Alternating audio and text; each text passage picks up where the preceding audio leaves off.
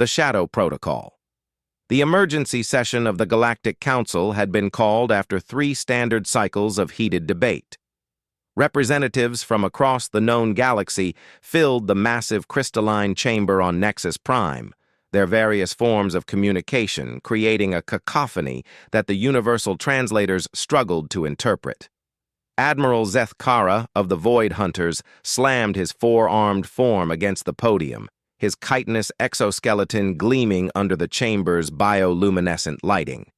"The humans have gone too far," his voice boomed through the translation matrix. "Their expansion into the Outer Rim territories violates 17 different accords." Murmurs of agreement rippled through the assembly.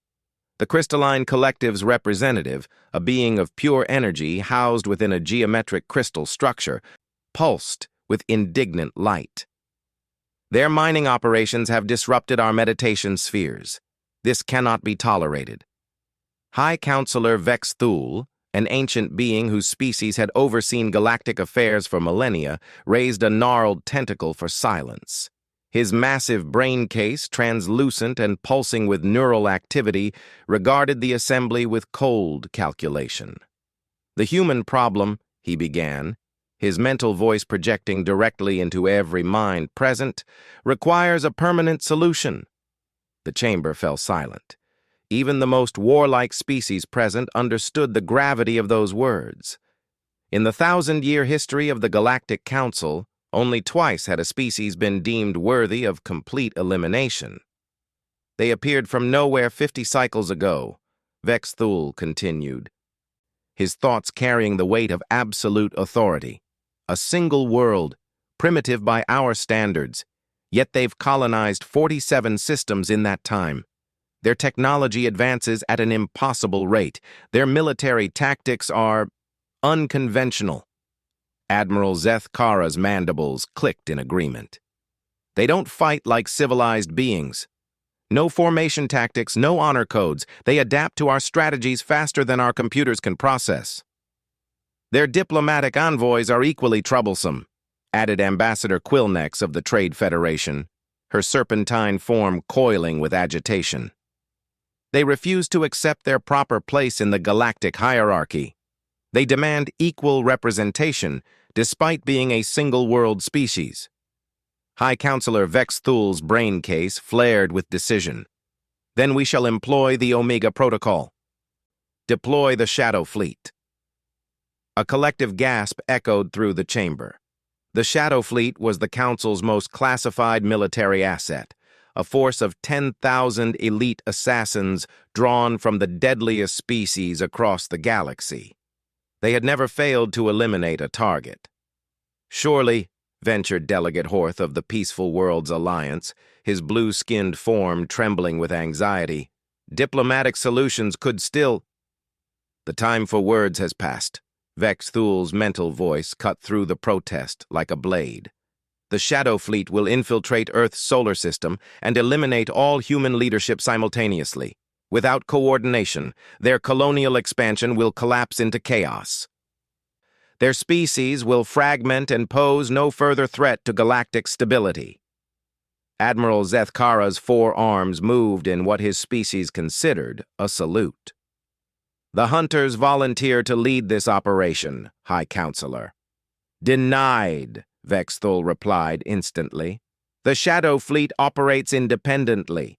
Their commander, Nexus 7, has overseen 43 successful species eliminations. The humans will join that tally within 10 standard cycles." The vote was swift and unanimous among the major powers. Minor dissenting voices were noted and dismissed. As the council session ended, representatives began filing out, many already making plans to claim human territories once the threat was eliminated. None of them noticed the small maintenance drone hovering near the chamber's upper reaches, its sensors recording every word of the proceedings. 3 days later, on a seemingly ordinary Tuesday morning in Geneva, Switzerland, Director Sarah Chen received a priority alpha transmission in her secure office within the United Nations Defense Coordination Center. The message had arrived through channels so classified that only 12 people on Earth knew they existed, The source was Hermes 1, humanity's most closely guarded secret, an intelligence asset embedded so deep within galactic society that even Chen sometimes wondered if the asset remembered their true allegiance. The message was brief but terrifying. Shadow Fleet deployed, 10,000 assassins, target, all human leadership, arrival estimated 72 hours. Chen stared at the message for exactly 15 seconds before activating the emergency protocols. Within minutes, alerts were cascading through the most secure networks on Earth. Presidents, prime ministers, military commanders, and corporate leaders began receiving urgent summons to emergency bunkers. But Chen knew that conventional security would be useless against an interstellar assassination force. The enemy would have technology and capabilities beyond human comprehension. Traditional military responses would fail. That's when she accessed the files labeled Project Shadow Step, humanity's own secret weapon, developed in absolute secrecy over the past 20 years. While Earth's public face showed a united front through the UN, the reality of human defense was far more complex. Deep black projects, funded through channels that existed nowhere on any official budget, had been preparing for exactly this scenario. The galaxy saw humanity as primitive and predictable. They were about to learn how wrong they were. Chen's fingers moved across her secure terminal, entering authorization codes that required biometric confirmation from her retina, DNA, and brainwave patterns.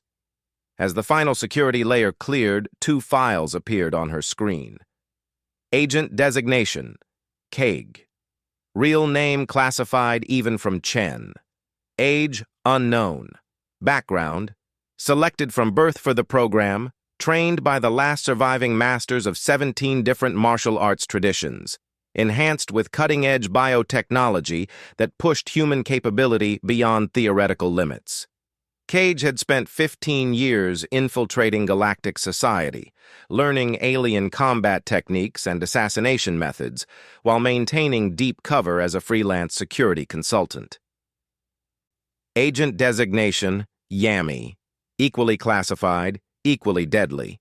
Where Kaig specialized in close-quarters elimination, Yami was a master of infiltration and sabotage.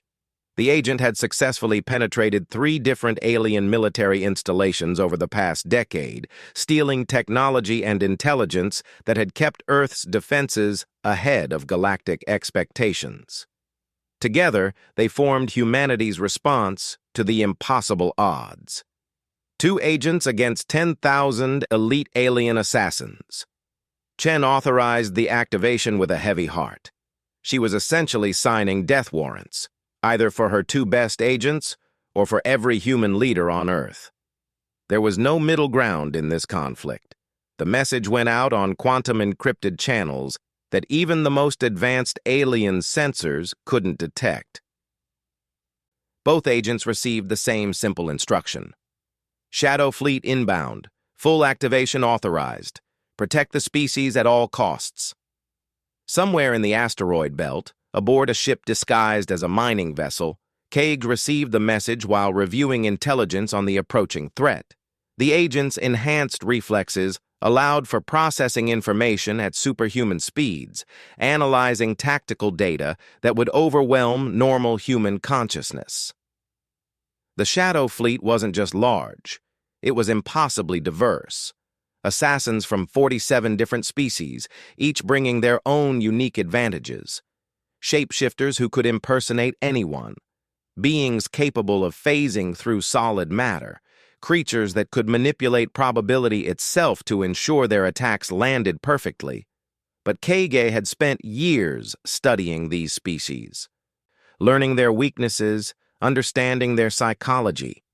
The galaxy's greatest strength, diversity, could also be turned into a vulnerability. Different species had different communication protocols, different tactical doctrines, different concepts of honor and duty.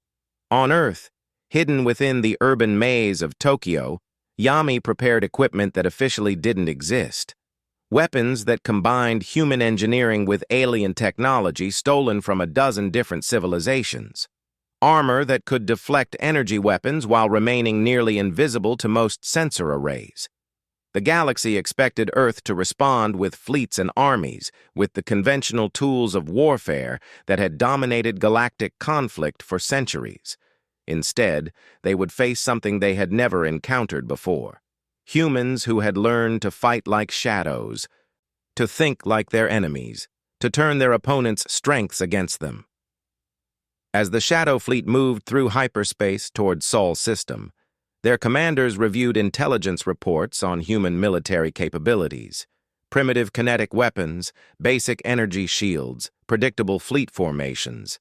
The reports suggested this would be among the easier eliminations in the Council's history. They had no idea that their every movement was being tracked by sensors they couldn't detect, analyzed by minds trained to think in ways no alien species had ever developed. Humanity's greatest advantage wasn't technology or numbers. It was the ability to adapt, to innovate, to find solutions that existed outside the boundaries of conventional thinking. The first phase of the conflict would begin in 60 hours, when the Shadow Fleet entered Sol's system. But the real battle had already started, fought in the realm of information and preparation, where two human agents worked to turn the galaxy's greatest military asset into its own destruction. Admiral Nexus 7, commanding the Shadow Fleet from the stealth dreadnought Void's Edge, reviewed the final approach vectors one last time.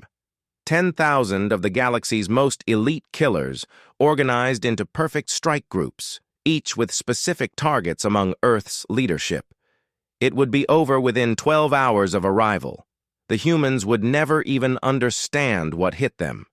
The Admiral's confidence was absolute. After all, what could two primitive assassins possibly do against the combined might of galactic civilization? The first strike. The Shadow Fleet materialized at the edge of Sol's system like a plague of metallic locusts. Their stealth technology rendered them invisible to Earth's conventional sensors, but Kaeg had anticipated this. Hidden monitoring stations, disguised as space debris and powered by exotic energy sources, tracked each vessel as it emerged from hyperspace. Admiral Nexus 7 stood on the bridge of Void's Edge, his cybernetic implants interfacing directly with the fleet's command network. Around him, holographic displays showed the disposition of his forces. 10 strike groups of 1,000 assassins each, moving toward their designated targets throughout human space. Phase 1 initiation in 30 standard time units, announced his tactical coordinator. A Vrexhai whose 4 arms moved in complex patterns across control surfaces. All assassination teams report ready status. The Admiral's species, the Kethmorai, had evolved as apex predators on a world where stealth and patience were the difference between life and death. His predatory instincts told him something was wrong. The approach had been too easy, the human defenses too quiet. But intelligence reports confirmed that Earth's military was focused on the colonial frontier, leaving their home system lightly defended. "Deploy sensor drones," he ordered. "I want complete tactical awareness before we commit." 1,000 micro-drones, each smaller than a human fingernail, spread throughout the system. Their advanced scanning arrays could detect life signs through planetary atmospheres and map defensive installations from millions of kilometers away. But the drones found something unexpected. "Admiral," the sensor operator's voice carried confusion. "I'm reading massive population movements on Earth's surface. Entire cities are evacuating." Nexus 7's tactical implants processed this information instantly. Evacuation meant the humans knew they were coming. Somehow, their approach had been detected despite stealth technology that had fooled every other species in the galaxy. "Impossible," he growled. "Initiate early deployment. All units advance to engagement range immediately." Throughout the fleet, assassination teams received emergency activation orders. These weren't ordinary soldiers. Each operative had been selected from their species' most elite killers.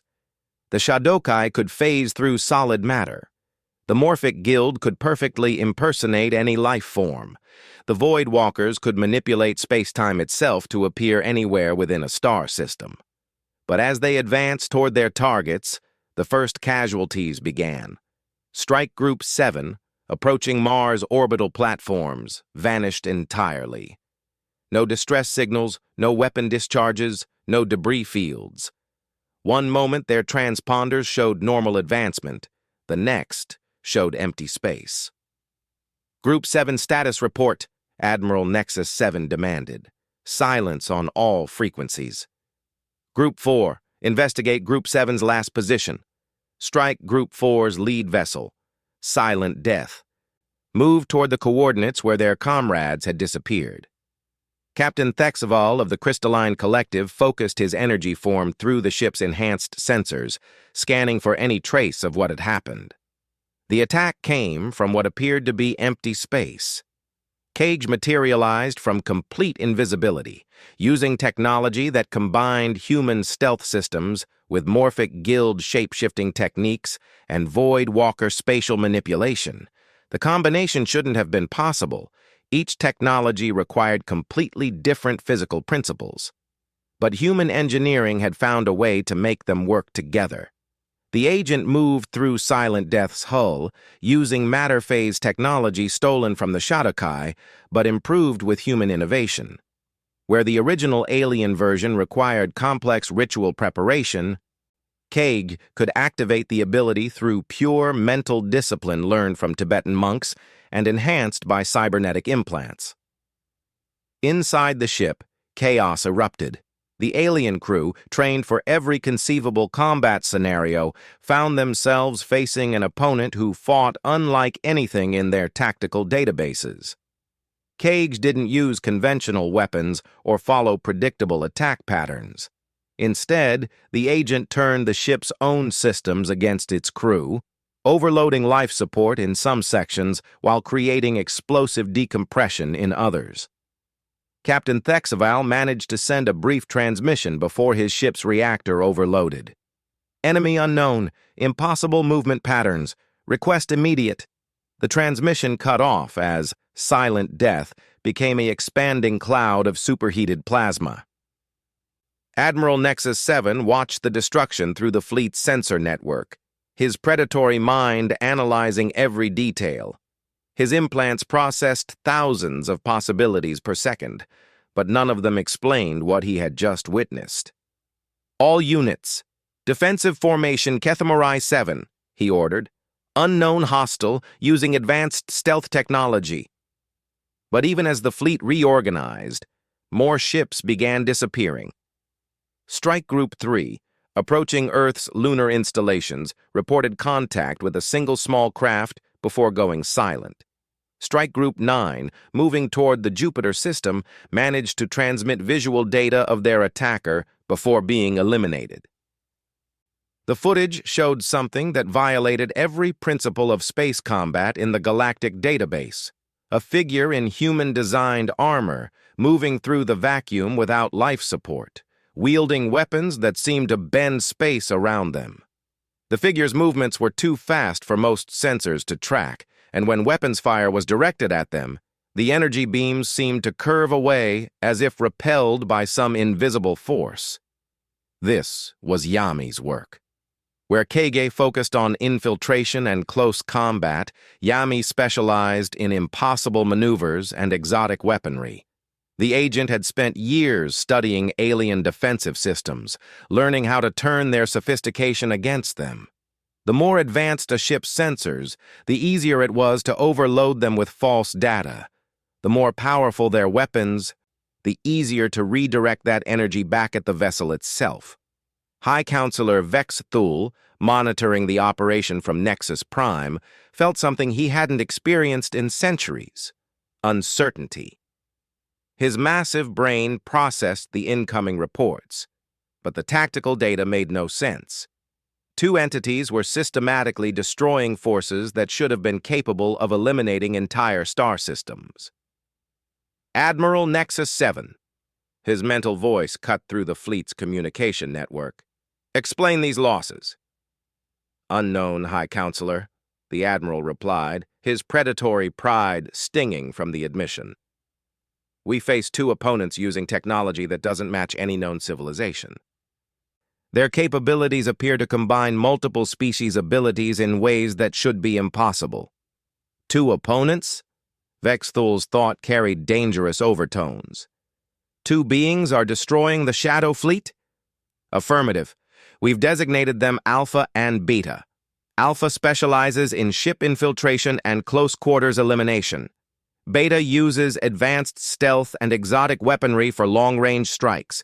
Both demonstrate capabilities that exceed our tactical projections by several orders of magnitude. Vexthul's brain case pulsed with rapid calculations. The Shadow Fleet represented the combined military might of 47 different civilizations. That two enemies could stand against such force suggested either divine intervention or technology beyond galactic understanding. Continue the operation, he decided. Deploy all reserves.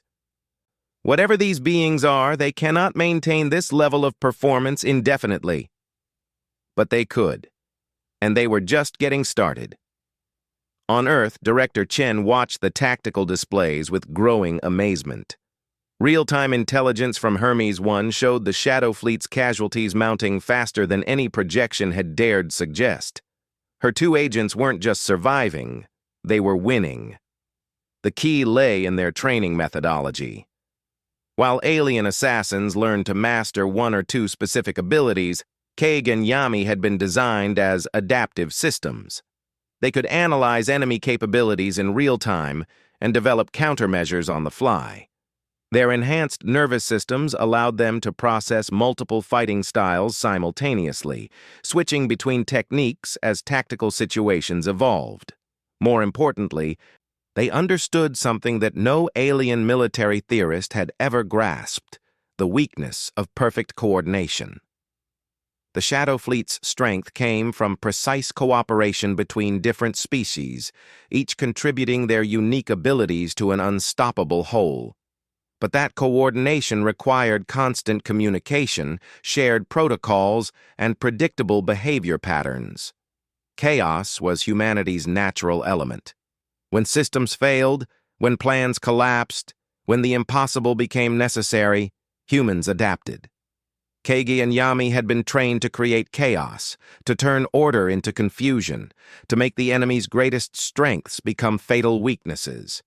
As Strike Group 1, the fleet's elite leadership unit, approached Earth's atmosphere, Admiral Nexus 7 made a fatal decision. Rather than continue the systematic approach that was being systematically defeated, he committed all remaining forces to a direct assault on Earth itself. All units, emergency advancement, he transmitted. Converge on primary target. Eliminate everything. It was exactly what Kaig and Yami had been waiting for. Scattered across the system, the Shadow Fleet was nearly impossible to defeat. Concentrated around a single target, they became vulnerable to tactics no alien military had ever conceived. The final phase was about to begin, and for the first time in galactic history, two humans were about to teach 10,000 of the galaxy's deadliest killers what fear really meant. As the alien forces gathered around Earth like a steel noose, every human leader safely evacuated to underground bunkers watched the orbital displays. Some prayed, some plotted contingencies for species survival. All of them waited to see whether humanity's greatest gamble would pay off. In the darkness between worlds, Kaige and Yami received their final instructions. Show them why humans never surrender. The Reckoning. The final assault on Earth began with what Admiral Nexus 7 believed would be overwhelming force. 8,000 surviving assassins from the Shadow Fleet converged on humanity's homeworld, their ships creating a metallic eclipse that blocked out entire constellations. Each vessel carried beings who had never known defeat, warriors who had eliminated 43 different species from galactic history. But as they entered Earth's orbital space, they found themselves facing something unprecedented, a battleground designed specifically for them. Director Chen watched from the primary command bunker, buried 3 kilometers beneath the Swiss Alps. The evacuation had been a feint, not to save human leaders, but to turn Earth's entire orbital infrastructure into a weapon system. Automated factories had been retooled to produce exotic weapons. Civilian satellites had been equipped with cloaking devices and surprise attack capabilities. The entire planet had become a trap. Phase 3 initiation, she announced to her skeleton crew. Show them what humans do when they're cornered. High above, Kaeg materialized inside Admiral Nexus 7's flagship, but this time the agent wasn't alone. Using technology that combined Morphic Guild replication abilities with human quantum mechanics, Kaeg had created 17 perfect duplicates, each one capable of independent action while sharing a networked consciousness. The alien crew of Void's Edge found themselves fighting an army that appeared to be a single human multiplied beyond reason. Each duplicate fought with different techniques, one using Shadokai phase shifting, another employing Vrex-high 4-dimensional combat patterns, a third wielding weapons based on crystalline collective energy manipulation. Admiral Nexus 7's tactical implants overloaded trying to process the impossible data. His predatory instincts screamed that this couldn't be real, but his sensors confirmed what his mind refused to accept. One human was somehow fighting his entire elite crew simultaneously and winning. "All units, emergency coordination protocol," he transmitted as his bridge exploded around him. "Target the duplicates!" He never finished the order. Cage's original form appeared directly behind him, moving through the ship's bulkhead like it was made of mist. The Admiral had time to register surprise before his enhanced reflexes began their death sequence. But even as Void's Edge died around its commander, Yami was implementing the true masterstroke of humanity's defense. Where Kaeg specialized in direct confrontation, Yami had spent the battle infiltrating the Shadow Fleet's communication network. The agent had discovered something the aliens didn't realize about their own coordination systems. They were vulnerable to a very human concept called psychological warfare. Each species in the Shadow Fleet had its own combat doctrine, its own understanding of honor, its own fears and cultural taboos. The Kethmarai feared losing face before their prey. The Shadokai couldn't function without absolute silence. The Morphic Guild required perfect information to maintain their disguises. Yami began feeding carefully crafted disinformation into the fleet's networks. False tactical reports made each species believe the others were failing their assignments. Fabricated intelligence suggested that some units were actually human agents in disguise. Audio recordings, synthesized from captured communication samples, spread rumors that High Counselor Vex Thul had already ordered a retreat. The effect was catastrophic. Species that had cooperated for centuries began turning on each other. Shadokai assassins phased through Vrex-high ships to eliminate suspected traitors. Morphic Guild operatives began impersonating commanding officers to issue contradictory orders. Voidwalkers used their spatial manipulation abilities to strand entire units in pocket dimensions. Within hours, the Shadow Fleet was destroying itself more efficiently than any external enemy could have managed.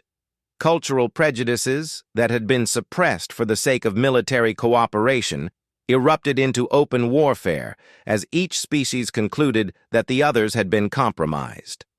High Counselor Vex Thul, monitoring the chaos from Nexus Prime, felt his ancient mind struggling to comprehend what he was witnessing.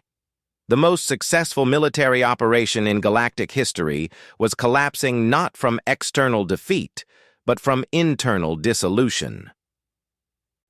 "This is impossible," he transmitted to his surviving commanders.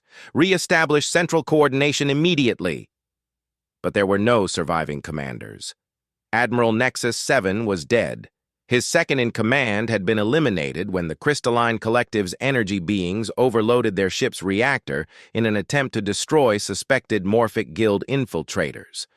The third in the chain of command had been strangled by his own security detail after Yami convinced them he was a human agent using advanced shape-shifting technology. As the Shadow Fleet tore itself apart above Earth, the two human agents began their final phase of the operation. They had proven that the galaxy's greatest military force could be defeated. Now they would send a message that would reshape interstellar politics forever. Yami infiltrated the fleet's surviving command ship, Galaxy's Edge, while Cage eliminated the sensor stations that might detect the approach. Working together, they accessed the ship's most classified systems, the quantum communication array that connected directly to the Galactic Council chambers on Nexus Prime. What followed was the first unauthorized transmission to penetrate Council security in over 1,000 years. High Counselor Vexathul was addressing an emergency session, trying to explain the Shadow Fleet's failure to the assembled representatives, when every display in the chamber suddenly showed the same image. Two figures in black armor standing amid the wreckage of the galaxy's most advanced warship. When they spoke, their voices reached every delegate simultaneously through direct neural interface, bypassing all translation systems. "We are humanity," they said in perfect unison. "You sent 10,000 assassins to eliminate our species. We send this message with the acknowledgement that 2 of us have eliminated them all." The chamber erupted in chaos, but the transmission continued. "You believed we were primitive because we had only one world. You failed to understand that having one world means we had to learn to work together rather than against each other. You believed we were weak because our technology appeared inferior. You failed to understand that our greatest weapon has never been our tools. It has been our adaptability." Cage stepped forward, removing a helmet to reveal features that were unmistakably human, but enhanced with technologies from a dozen different species. "We learned from every civilization we encountered. We took the best of what you offered and made it better. We turned your own skills against you." Yami followed suit, revealing implants that pulsed with energy patterns resembling crystalline collective neural networks. But most importantly, we learned that the galaxy's greatest weakness is the same as its greatest strength. You are all different. When working together, you are powerful. When working against each other, you destroy yourselves. The transmission included detailed tactical analyses of every engagement in the battle, showing exactly how human forces had turned alien abilities against their original owners. But more than that, it demonstrated something that terrified every delegate present. Humans learned faster than their computers could process. "The Shadow Fleet is eliminated," the two agents concluded. "But we take no pleasure in this victory. We did not want this war. You forced it upon us when you chose genocide over diplomacy." High Counselor Vexthul tried to cut the transmission, but discovered that the humans had somehow locked out his own security systems. They would speak for as long as they chose. "We offer the Galactic Council one opportunity to end this conflict. Recognize humanity as an equal partner in galactic civilization, with full voting rights and territorial recognition for our colonial expansion. Grant us the same dignity you give to every other spacefaring species." The chamber fell silent. In the 1,000-year history of the Council, no one had ever dictated terms after eliminating a Council military force. The very idea violated every principle of galactic hierarchy. "You have one standard galactic cycle to respond," Cage continued. "If you choose war, understand that you have seen only the smallest demonstration of human capability. We have 47 colonial worlds, each one learning from what happened here. We have deep cover agents in every major galactic civilization. And we have something you have never faced before, a species that grows stronger with every challenge you present. Choose wisely," Yami concluded, "because if you choose war, you will discover why Earth's children have never learned to surrender." The transmission ended, leaving the council chamber in chaos. Some delegates demanded immediate retaliation. Others proposed negotiation. A few, particularly those whose species had contributed the most advanced assassins to the Shadow Fleet, quietly began calculating the cost of total war against beings who could turn their own weapons against them. High Counselor Vexthul stared at the dark screens for several minutes, his ancient mind processing possibilities and probabilities. Finally, he reached a conclusion that would have seemed impossible just days before. "Schedule a vote," he announced. "Full membership proposal for the human species. Emergency session begins immediately." 6 months later, Earth's first ambassador to the Galactic Council presented credentials on Nexus Prime. Ambassador Sarah Chen, formerly Director Chen, stood before the same chamber where humanity's destruction had been planned and watched as delegates who had voted for genocide now welcomed her species as equals. The Shadow Fleet's destruction had become legend throughout the galaxy. Some species spoke of it with fear, others with respect, but all of them understood the same lesson. Humanity was not to be underestimated. In the deep black between stars, Cage and Yami continued their work. No longer assassins, they had become something new, guardians of a species that had learned to thrive in a universe that had tried to destroy them. They moved through galactic civilization as protectors and observers, ensuring that humanity's children would never again face extinction alone. The galaxy was learning to accommodate a new kind of intelligence, one that saw cooperation and adaptation as strengths rather than weaknesses. And in the quiet moments between crises, when species that had never trusted each other began working together on human-inspired projects, even High Counselor Vexthul sometimes admitted that perhaps the humans had taught them something valuable. After all, it had only taken 2 of them to reshape the course of galactic history. What might humanity accomplish when they were no longer fighting for survival, but building toward a future where all species could thrive? The answer, as the galaxy was learning, was limited only by human imagination, which, as it turned out, was limitless.